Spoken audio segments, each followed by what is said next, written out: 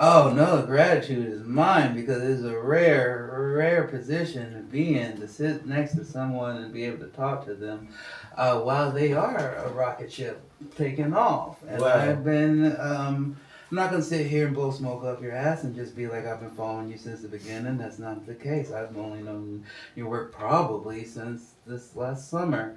Mm. Probably been a fan of yours for the past 6 months or so. But in that time, I've watched just continue trajectory, continue to go up, continue to go to get the NPR Tiny Desk that you just did. Just see how much love that you get from all the generations of people like E40 and the people Yeah. now, the shows with Richie Rich, the stuff that you do to both showcase the older generation of Bay Area rap and also foster new. I think I appreciate what you do, especially with hip hop and how much I love hip hop because I can tell in all your songs and everything that you do, I can see the love of hip hop and the love of the culture that you have. And in a time where, um, similar to comedy, we talked about this in the intro, that hip hop isn't at its zenith, it isn't at its most popular. Mm. So you're not getting there was a time, probably like 2, 3 years ago in comedy, where I'd go to acting class and you'd get all these actors who would be like, "Oh, my manager told me to become a stand-up because that's how I'm gonna get known. That's how I'm going. Mm. That's what's hot." And then now, none of them say that because it's not hot, so they don't want to do it anymore. Huh. And so the people that are left are the people that love it, the people trying to push the art forward. Yeah. And so I see the same thing with what you're doing is that hip hop ain't as hot anymore. People have moved over to country, people have moved over to world music. Right. And to see that you're still pushing the culture forward and what you're doing is a true blessing. So I appreciate you sitting here with us. Wow. Honored. That was a great. That was, yeah. Phenomenal. Wow.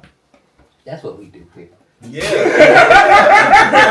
I see. That was good. Thank you. How does it feel? Incredible. Okay. Especially after hearing that kind of dialogue, from the outside perspective of what's happening and existing. Like, yeah, incredible. So as far as here's another one of the things I'm gonna compliment you about, and then ask you about is that I noticed on your Spotify, like your profile is a picture of you smiling, looking up through this basketball hoop. And I don't know if you're familiar with, I imagine you might be, but this hip hop personality who's one of the hip hop original podcasters named Combat Jack. And he was a guy out of New York, and he was big in hip hop scene there. And during the early days of Twitter, we would talk and have these conversations back and forth. And I remember he got this like show, and the opening of the show was all him and his entire crew mean mugging. And I was like, man, why are you? I go, why is nobody smiling? You got a TV show. Right. And he was like, we don't smile. That's not a thing. And I love that, like, you fly in the face of that you're just, you smile, you laugh, you show black joy. And that's very important to me. And I just want to know if that's a conscious thing that you do or is that just who you are? It's definitely just who I am. Also conscious at times, but more so who I am. I remember when I was first getting on and going viral, I went to the Breakfast Club to do like my freestyle that went. And after we took pictures, and I was smiling, because it was like a big moment. We just did some shit that you dream of doing. And the photographer took my pictures, and he was like, "Okay, for this one, no smile." And I was like, "No." It just felt like a weird request to ask somebody not to smile in the picture. It's like, is my smile going to make the picture worse? It's like, all right, cut that smiling shit out.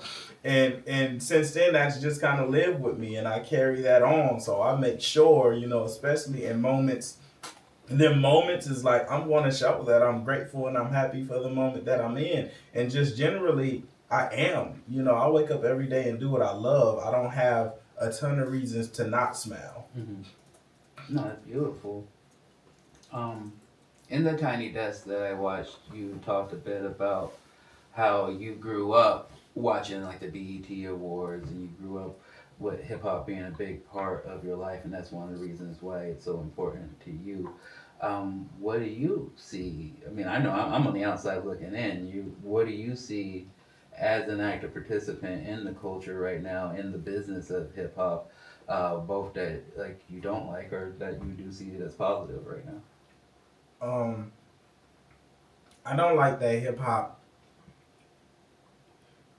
is the culture of hip hop is manufactured outside of the culture. It's like you ever went to a Chinese food place and the curtain to the kitchen swing and there's Mexicans in the back Mm-hmm. and it just be like, this ain't Chinese food, you know, like but you had those moments, right? Like they can only get it so right because it's not their culture.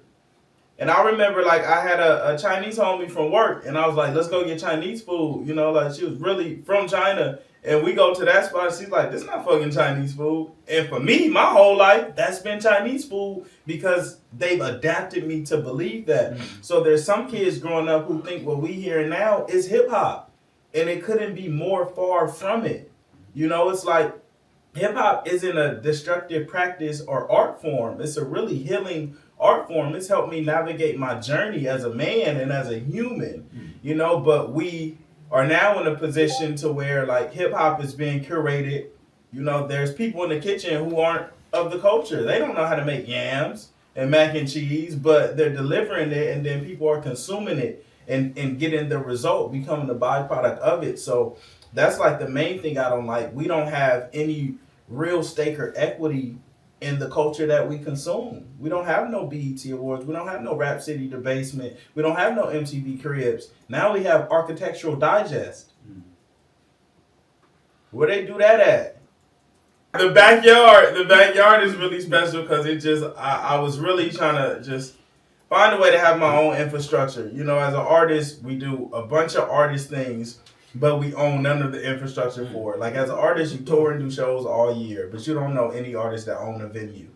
How does that make any sense? So for me, it's like we should at least have some infrastructure to where anytime I want to do a show, I can at the very least do one at my own place and be able to be profitable and make some money. And the pricing structure just came from us really. I started off proud to pay, like Nipsey, you know, and I just kind of revolutionized that idea because proud to pay is like someone can come up and give you whatever. And at some point, I was just like, I'm providing so much value. Sometimes I don't want to take $1. I want to have the option to be able to be like, no, not this time because I put a lot into this. I think I'm worth more than that. So we created offer based to where we just have the leisure and ability to say yes or no. Nice. I like that. I like that a lot. Tell me about Goodcompenny, because I was reading a bit about it on the YouTube channel about it, but it being like you guys don't charge. I don't know what you provide, but I heard that you don't charge artists for those services. Yeah. So I'm just interested in like what is this?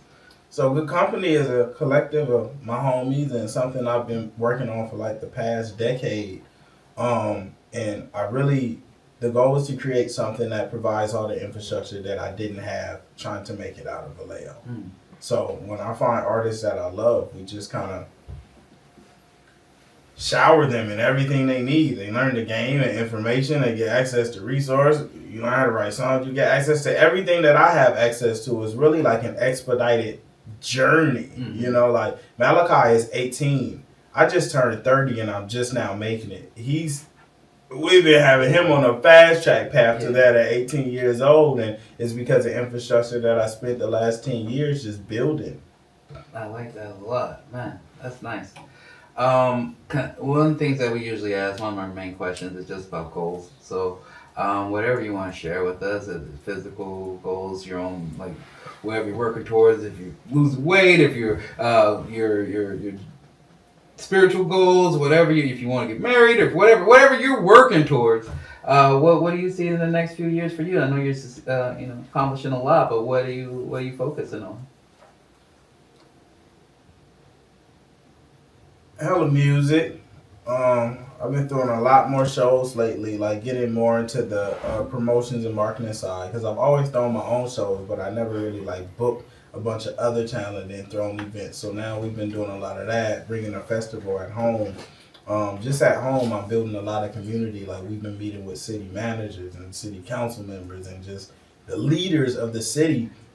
And we had a council meeting in my backyard for all the next mayoral candidates, and we've been meeting with the police department and shit, and just really like being a part of my city and learning how it works and how it's structured and what's the flow and how do you solve and resolve issues that exist within. So I'm really focusing on building my community right now. That's why we got the residencies too. My goal is to like stay home all year and people just fly in, and that's the only way to experience my show. Oh, that's wild. Okay. I love that. All Right? right. Right? That's fun. Yeah, right? That's how the backyard has been. We've been having people from all over the world fly into Vallejo. No one comes to Vallejo for nothing. So this is like you're making a tourist destination. exactly, and we're building up the infrastructure of the city. Vallejo is a city that has no live entertainment revenue. So we've been meeting with the city, just getting them on board to build venues and spaces so we could have this be an existing thing, because there's so much money that could be coming into the city that we just lack. Mm-hmm. Well, I mean, it has a musical history. I mean, I guess the only person I Yeah. know is E40. Her. Okay. Oh, really? Her's from Vallejo, Okay. 40, Neville, Yeah. Farrell, SOB. Nice. All right. Okay. Anything? I mean, you have a daughter, right? Yeah, I just had a second daughter. Nice. Okay. Okay. Yeah. How old's the oldest? 12. 12, and then a new baby. Yeah. Okay. Man, how did that change your motivation for you, or change anything? I know it might just make me want to stay home more. Yeah, it definitely does that. I kind of been locked into this mode of like, my goal is to retire in the next 2 years, so it just kind of upped that energy of like, this is why I'm going so hard. Mm-hmm. This is dope. Oh, really? Again, I was looking forward to Do it. you be Came out of like, the you blue. be home often? No. Oh, okay. The next time we're in LA, I'm gonna just hit you. You home? Yeah. Yeah. Yeah. Sometimes I am. Sometimes I'm not. But the next year for sure. Not Go the back to charger, work though. shooting the show that I work on, so I should be home most of the Fire. time. So, Wow. Congrats. thank you. This was inspiring too for me to like you grabbed everything. Equal. to see that this level. Mutual. Yeah. Don't get that water bottle. Nice to meet you, brother. You too. This is great. Oh, real pleasure. See you again soon. Bless you. Yeah. For sure. Thank you. Nice to meet you. This is great. Nice to meet you. Where's We've my been doing lemon? back-to-back interviews. You got that didn't for me? ask none of the questions that everybody else asked. Right? Yeah. And you got a pool.